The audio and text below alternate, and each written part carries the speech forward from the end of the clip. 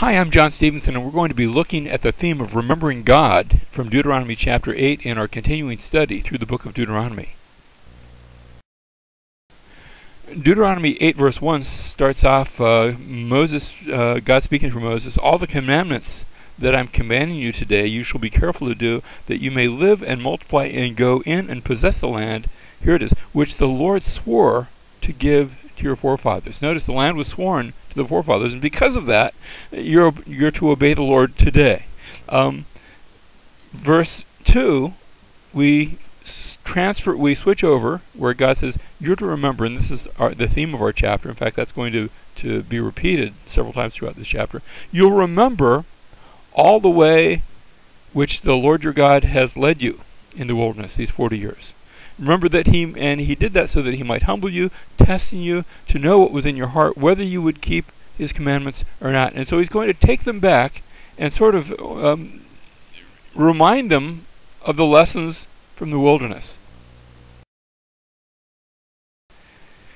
He goes on to say in verse 3, "He humbled you and let you be hungry and fed you with manna, which you did not know, nor did your fathers know," nobody had ever seen that sort of thing before, "in order that he might make you understand," here's the lesson, "that man does not live by bread alone, but man lives by everything that proceeds out of the mouth of God." Now, when you hear that phrase, you've probably heard that before because Jesus said those words. You remember how Jesus in the wilderness, being tempted by Satan, says, Satan says, "Go ahead and turn those rocks into bread," and Jesus says, "Hey, it's written that man doesn't live by bread alone, but by everything that proceeds out of the mouth of the Lord. So I'm not going to do that." And what we have there is a comparison and a contrast between Israel and Jesus. You see, Israel had been led into the wilderness. Jesus, following his baptism, was led into the wilderness. Israel was in the wilderness for 40 years. Jesus was in the wilderness for 40 days. Israel, when God let them be hungry, as we just read here, but then fed them with manna. In the case of Jesus, God let him be hungry actually for quite a long time. Remember, 40 days without bread or food, but then the angels came and ministered to him. In the case of Israel, they ended up at the end of the story, they worshipped idols. In Jesus' case, he's also tempted, but he refused to bow down to Satan's temptation.